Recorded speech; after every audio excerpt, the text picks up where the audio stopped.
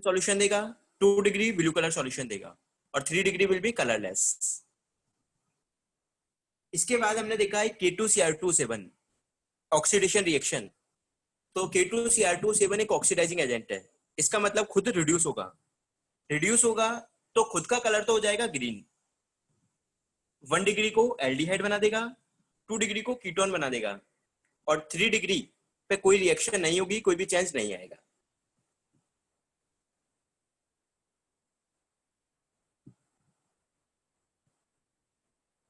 सो ये सारे टेस्ट हम बात कर चुके थे। देखिए एक दो रिएक्शन और आपके पास, सम एडिशन रिएक्शंस। हालांकि ये एक अल्कोहल वाले चैप्टर की रिएक्शन नहीं है आपकी।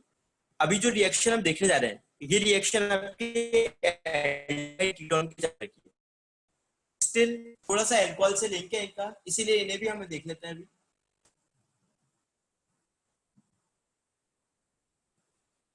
Use of HiO4।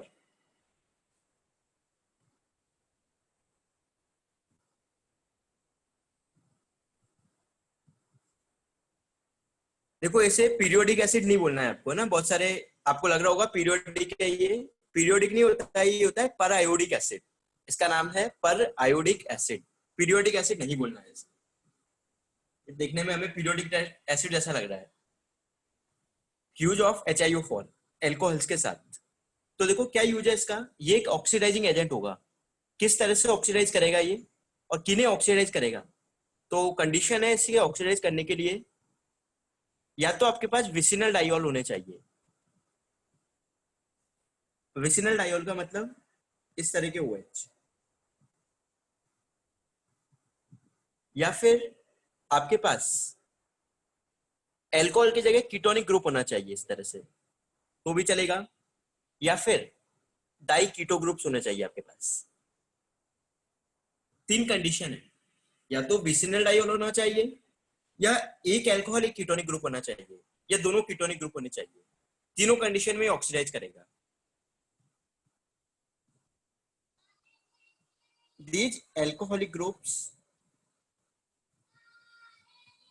should be present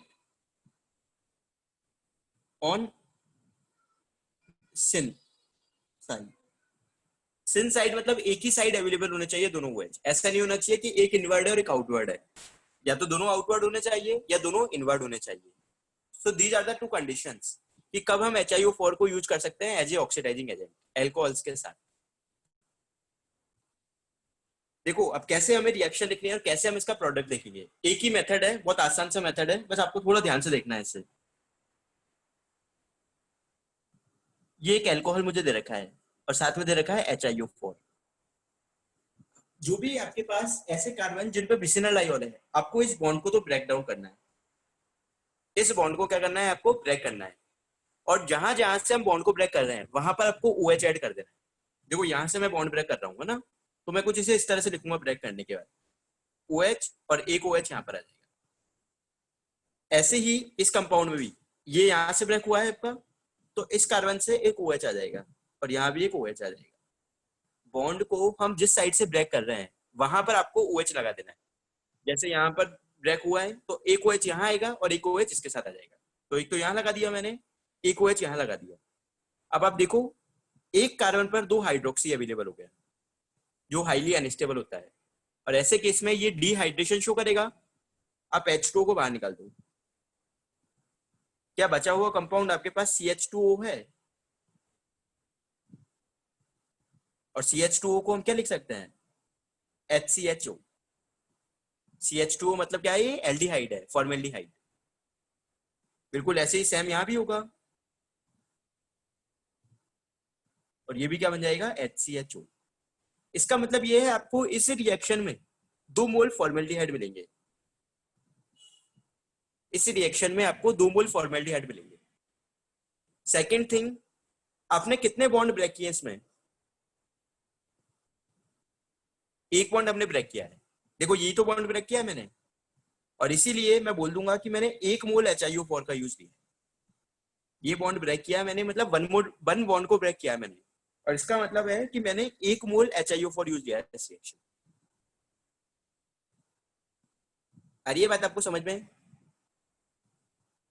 चलो और देखते हैं, हम एक दो एग्जांपल्स और देखते हैं ताकि आपको अच्छे से क्लियर हो जाएगा ये। जैसे आपको ये दे दिया है,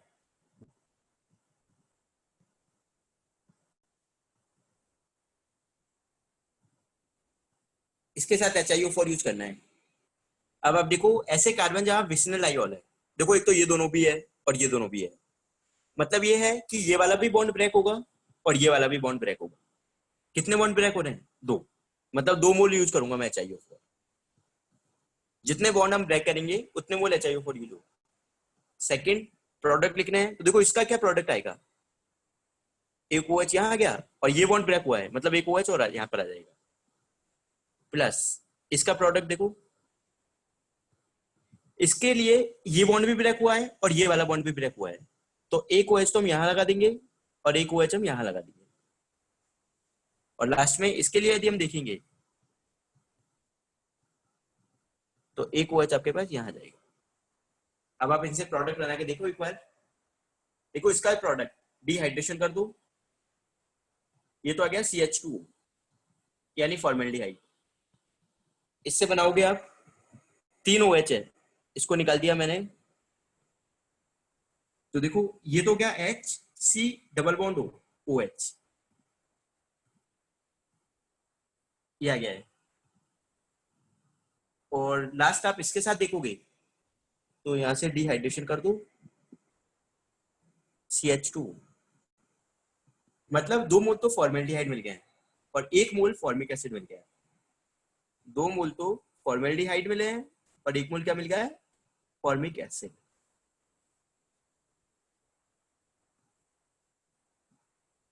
बताओ ये बात सभी को समझ में आई या नहीं? चलो और देखते हैं, हम एक दो क्वेश्चंस और देख लेते हैं, फिर हम इस पर प्रैक्टिस करेंगे। जैसे क्वेश्चन आपको दे दिया,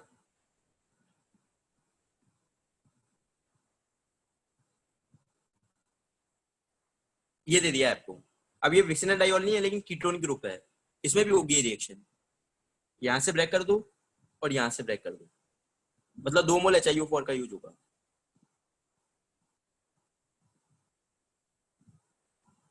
चलो लिखते हैं प्रोडक्ट्स। देखो यहाँ पर OH आ जाएगा एक तो,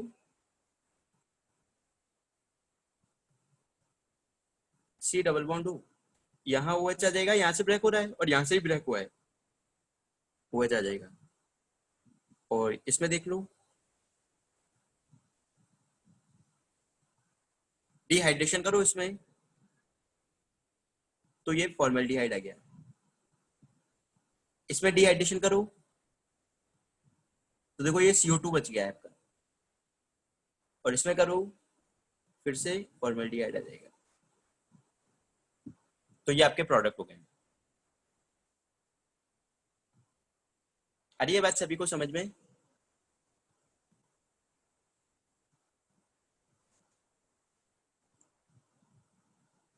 इस पे देखो आपको थोड़े से लेंदी क्वेश्चंस भी मिल सकते हैं।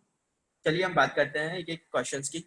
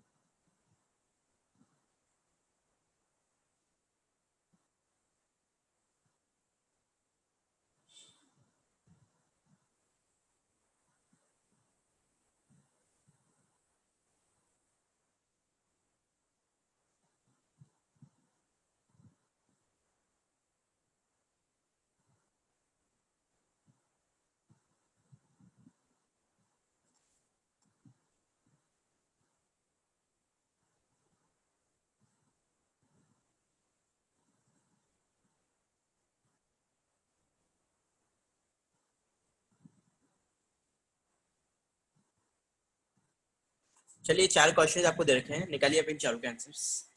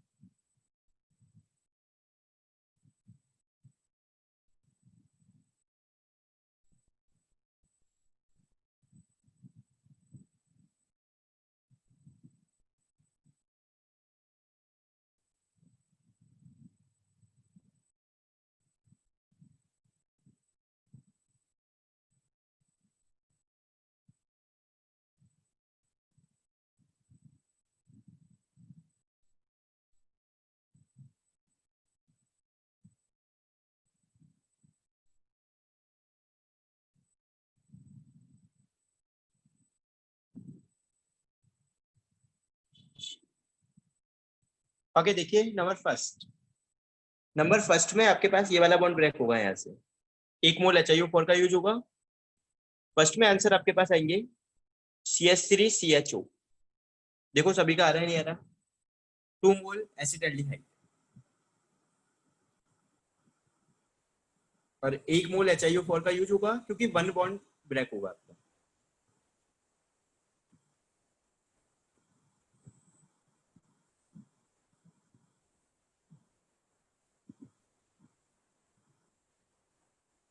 सेकंड क्वेश्चन, बॉन्ड यहां से ब्रेक करना है तो फिर से एक मोल होगा यूज,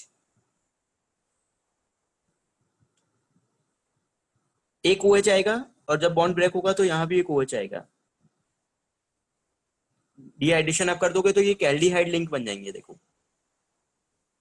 इस तरह से आपके पास एल्डिहाइड आ जाएगा। आ रहा है सभी का सेकंड? सेकंड में देखो मैंने क्या किया है, इस बॉन्ड को ब्रेक किया है यहाँ से, एक OH ऑलरेडी पहले से ही है, एक और OH आ गया, दो OH हो गए ना, और इस कार्बन पे एक हाइड्रोजन भी तो होगा, क्योंकि तीन ही तो बॉन्ड बने हुए हैं, एक दो तीन, तो एक हाइड्रोजन भी है। चलो ये तो रहा हाइड्रोजन, डिहाइड्रेशन करोगे तो ऑक्सीजन बच जाएगा, CHO, एल्डिहाइड बन गया। ऐसे ही सेम यहाँ भी होगा, तो ये क्या बन जाएगा, CHO। क्वेश्चन नंबर थर्ड, सबसे पहले तो अब देखो इस पर कीटोनिक ग्रुप अवेलेबल है और यहाँ पर एल्कोहल, मतलब ये वाला बॉन्ड ब्रेक होगा, यहाँ पर एल्कोहल है, यहाँ भी एल्कोहल है, यहाँ भी बॉन्ड ब्रेक होगा, ये वाला बॉन्ड भी ब्रेक होगा, ये वाला बॉन्ड भी ब्रेक होगा, और ये वाला बॉन्ड भी ब्रेक होगा। टोटल 5 बॉन्ड है आपके पास, मतलब 5 मोल एच आई। सिन मतलब यहाँ पर सिन का कोई मतलब नहीं है, ये तो प्लेन मतलब प्लेन के अंदर हो जाएंगे। यहाँ पर सिन और एंटी का मतलब नहीं है। सिन और एंटी आपको वहां देखने हैं जहां पर आपके पास इनवर्ड और आउटवर्ड है। इनवर्ड और आउटवर्ड आपको दिए होंगे, वहां पर आपको चेक करना है ये चीज। देखो एक एग्जांपल की अभी हम बात करते हैं इस पे बेस। यहां से ब्रेक कर दो इसे, CHO और OH यहाँ पर आ जाएगा। तो जब आप इस स्ट्रक्चर को बनाओगे तो ये बन गया फॉर्मिक एसिड। यहां से आप बनाओगे, देखो एक OH तो ये रहा, एक ऊपर आएगा एक नीचे आएगा, बताओ क्या बनेगा ये, क्या ये भी फॉर्मिक एसिड बनेगा?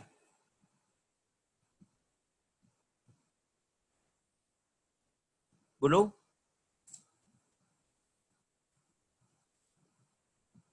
तो आपके पास टोटल 1 2 3 4 5 5 मोल तो फॉर्मिक एसिड के आ रहे होंगे, और एक मोल फॉर्मेल्डिहाइड का आ रहा होगा। Just check it. Number third में 5 मोल फॉर्मिक एसिड और एक मोल फॉर्मेल्डिहाइड आ रहे हैं, नहीं आ रहे, ये देखिए।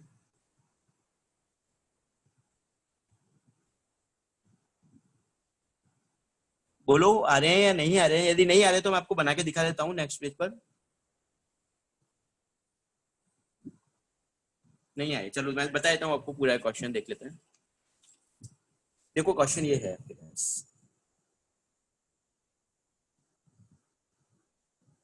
CHO CH2OH OH H H, ये क्वेश्चन है ना। एक तो आपके पास यहाँ पर कार्बोनिल ग्रुप है, तो ये वाला बॉन्ड ब्रेक होगा, क्योंकि कार्बोनिल हो गया और ये अल्कोहल हो गया। ये वाला बॉन्ड भी ब्रेक होगा, ये भी ब्रेक होगा, ये भी ब्रेक होगा, और ये भी ब्रेक होगा। ऊपर वाले के प्रोडक्ट बनाऊंगा। नंबर फर्स्ट, ये तो हो गया CHO, ऊपर दे रखा है आपको, बॉन्ड ब्रेक हुआ है तो एक OH आ जाएगा। आप इसे ध्यान से देखो, क्या ये फॉर्मिक एसिड जैसा दिख रहा है, नहीं दिख रहा आपको? HC डबल बॉन्ड OH, तो एक तो फॉर्मिक एसिड ये बन गया। दूसरे को देखते हैं, चलो इस वाले कार्बन को देखते हैं। इस कार्बन पर एक H है, एक OH है, OH और OH। ऊपर से भी बॉन्ड ब्रेक हो रहा है तो ऊपर की तरफ आएगा, और नीचे से भी ब्रेक हुआ है तो नीचे से भी आएगा एक OH। बॉन्ड आपका ऊपर और नीचे दोनों साइड से हुआ है, इसलिए दोनों पर OH आएगा, नीचे भी और ऊपर भी। डिहाइड्रेशन करो, ये बन गया। क्या आ रहा है, नहीं आ रहा फॉर्मिक एसिड?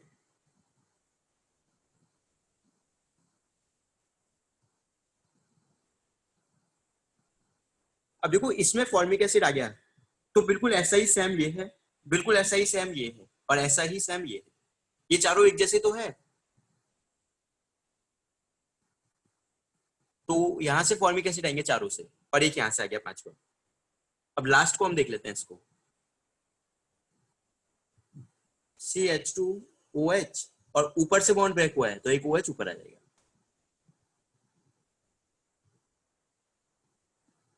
ये आ गया HCHO। तो 5 मोल तो फॉर्मिक एसिड एक ही रहा और 4 ये रहे, और 1 मोल फॉर्मेल्डिहाइड। तो ये तो प्रोडक्ट हो गए। और पूछा गया है कि कितने मोल HiO4 की रिक्वायरमेंट होगी, तो आपने 5 बॉन्ड बना किए इसमें, और इसलिए HiO4 कितने रिक्वायर्ड होंगे हमें, 5। बोलो, अब आए सभी को समझ में ये?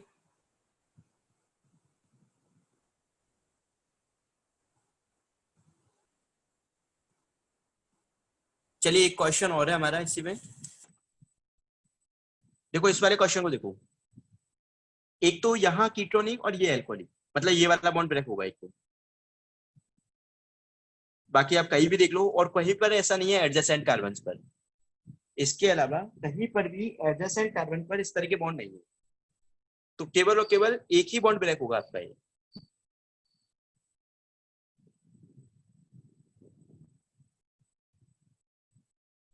अच्छा यहाँ HO लगा देना। तो देखो आपके पास products CH3 C double bond OH, ये तो आ गया है इथेनोइक एसिड। इसमें बनाओ क्या रहा है, ढूंढिए इसमें क्या रहा है। क्या आपके पास ये आ रहा है इसमें आंसर?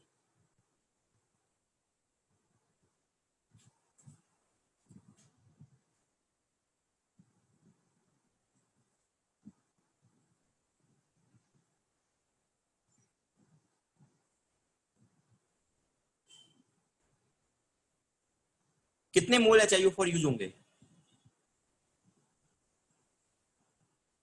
1 मोल है ना, ये वाला बॉन्ड भी रखा हुआ है, मतलब 1 मोल HiO4 यूज होंगे।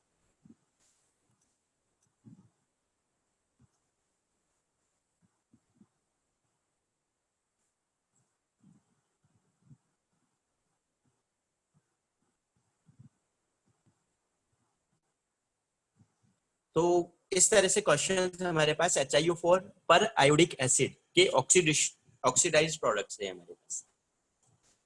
ये आपको बायोमोलिक्यूल्स में भी जरूरत पड़ेगी इस रिएक्शन की। जब हम बायोमोलिक्यूल्स पढ़ेंगे तो बायोमोलिक्यूल में भी ये रिएक्शन आएगी ग्लूकोज और फ्रुक्टोज के स्ट्रक्चर्स।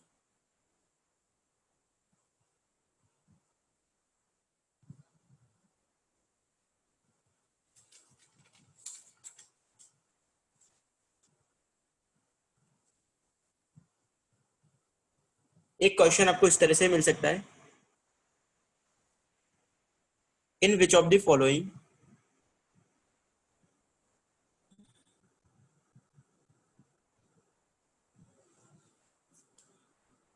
हाँ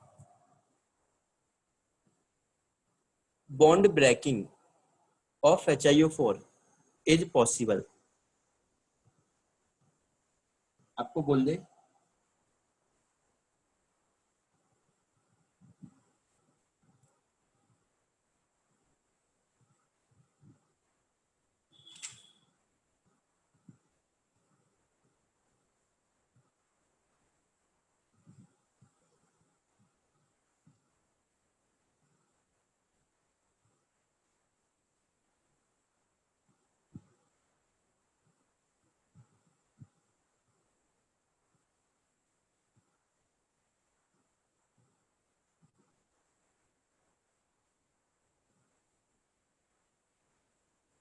तो ऐसे केसेस में आपको आंसर करना है C। देखो ऑप्शन ए में आपके पास बिसिनल नहीं है तो बॉन्ड ब्रेक नहीं होगा। ऑप्शन बी में एंटी पोजिशंस है, एक आउटवर्ड एक इनवर्ड। और ऑप्शन सी में आपके पास 2 बिसिनल डाइऑल है और एक ही साइड।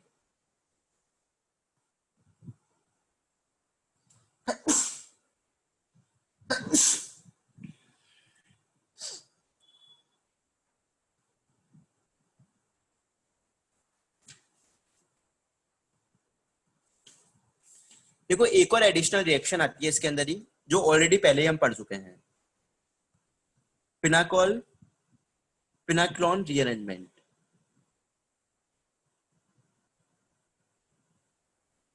आपको याद होगी ये रिएक्शन टेट्रा अल्काइल बिसिनल डाइऑल्स के साथ ही रिएक्शन थी। कुछ इस तरह से होती थी रिएक्शन आपके पास।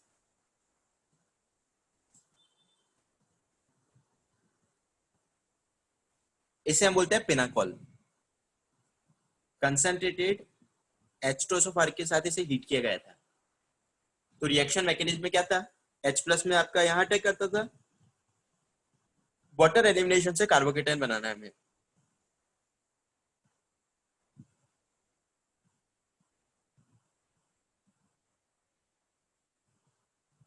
तो ये आपका कार्बोकेटाइन बन गया है। लेकिन एक इससे भी बेटर कार्बोकेटाइन फॉर्म हो सकता है, लॉन पेयर बैकबॉन्डिंग स्टेबलाइज्ड। तो इसे हम यहाँ शिफ्ट कर देते थे। इसे यदि यहाँ शिफ्ट कर रहे हैं तो एक हमें माइग्रेट ग्रुप यहाँ से कराना होगा। सबसे बेटर माइग्रेटिंग हाइड्राइड की होती है, उसके बाद होती है फिनाइल की, और उसके बाद अल्काइल की। अल्काइल में भी हमें देखना है कि जो बल्की ग्रुप है जिसके पास बेटर इलेक्ट्रॉन डेंसिटी है, it will be better migrator. अभी हाइड्रोजन अवेलेबल है तो हम हाइड्रोजन को माइग्रेट कराते थे। तो ये कुछ इस तरह से कन्वर्ट हो जाएगा आपका।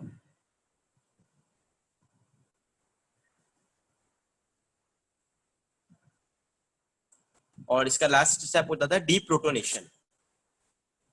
यहां से हम डीप्रोटोनेशन करा देंगे इसे।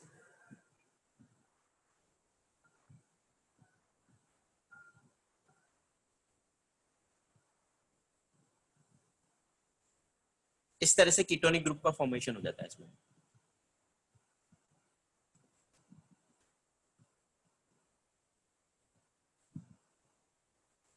तो रिएक्शन थी आपकी पिनाकोल पिनाकिलोन रीअरेंजमेंट, कीटोनिक ग्रुप में फॉर्मेशन था इसका।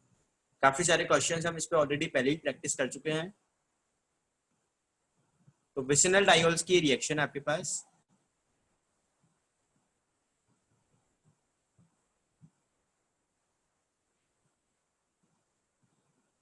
हाँ, जितने भी बीटा एलिमिनेशन होते हैं ये एंटी एलिमिनेशन ही होते हैं आपके।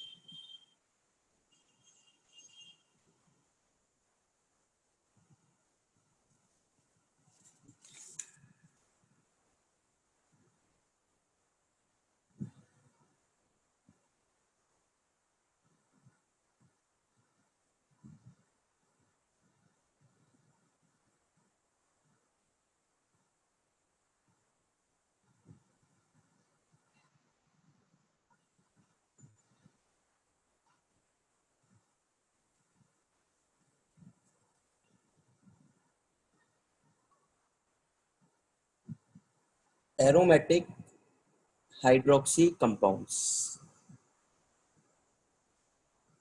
और इसी में हम डील करने जा रहे हैं फिनोल।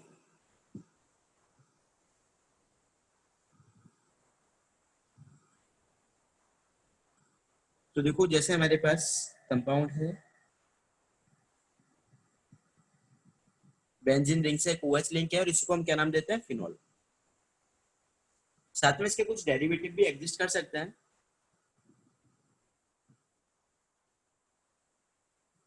जैसे यहाँ मैंने CH3 लगा दिया है, तो इस कंपाउंड का नाम है क्रीसॉल। इस कंपाउंड को हम क्या नाम देते हैं, ऑर्थो क्रीसॉल के नाम से जाना जाता है इस कंपाउंड को। This compound is known as ortho cresol. आप इसे चाहो तो ऑर्थो मिथाइल फिनोल भी लिख सकते हो, लेकिन इसका केमिकल नेम है ऑर्थो क्रीसॉल। ऐसे ही CH3 को यदि मैं मेटा पोजीशन पे लगा देता हूँ तो इस कंपाउंड को हम नाम देते हैं मेटा क्रीसॉल।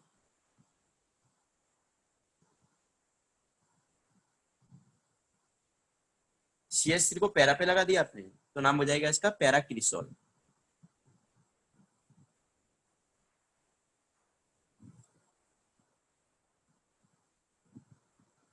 इसी तरह से आपके पास ये कंपाउंड है, इसे हम IUPAC में लिखेंगे 1,2-डाइहाइड्रोक्सी बेंजीन। IUPAC में इसे लिखा जाएगा 1,2-डाइहाइड्रोक्सी बेंजीन। लेकिन इसे हम एक केमिकल नेम से भी जानते हैं, this is known as catechol. Catechol के नाम से भी जाना जाता है।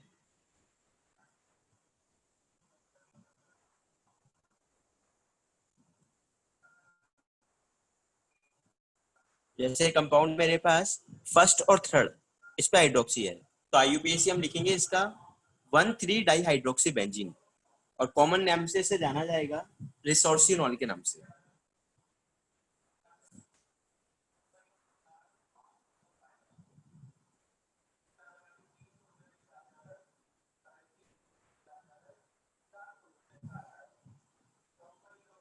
देखो 2 हाइड्रोक्सी है, इसे हम लिखेंगे 1,4 dihydroxy benzene.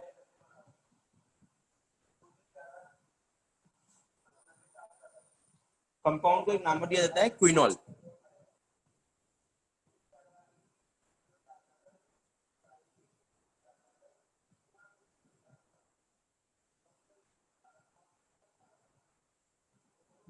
Resorcinol, RESOL। This is resorcinol और 1,3 dihydroxy benzene, and that is 1,4 dihydroxy benzene, और इसे हम क्विनॉल के नाम से जानते हैं।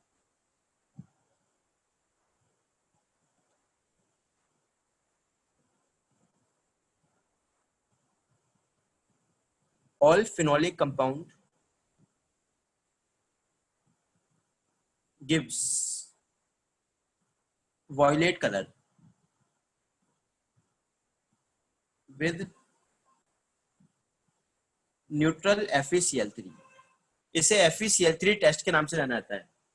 यदि हम जितने भी फिनोलिक कंपाउंड्स हैं जिनमें फिनॉल है आपके पास, उसे न्यूट्रल FeCl3 से पास करेंगे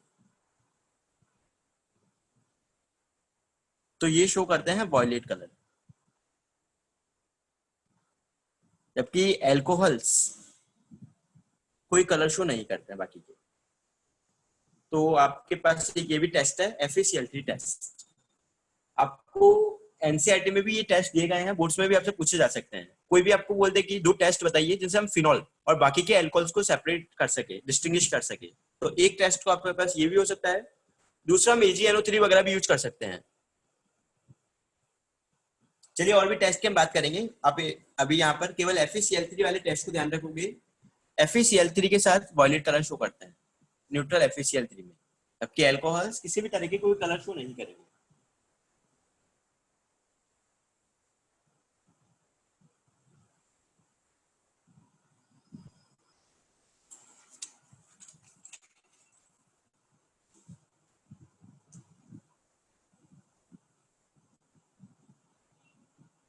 कंपाउंड का फॉर्मूला है C6H5OH, और यहाँ भी OH का एलिमिनेशन उतना आसान नहीं होगा because of partially double bond character.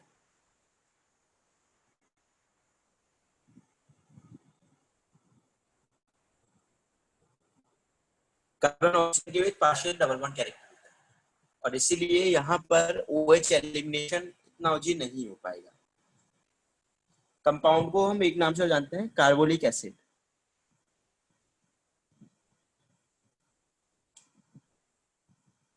Carbolic acid के नाम से इसलिए जाना जाएगा क्योंकि बहुत सारी ऐसी कैरेक्टरिस्टिक्स है जो एल्कोहल शो नहीं करते, बट फिनॉल आपका शो कर सकता है।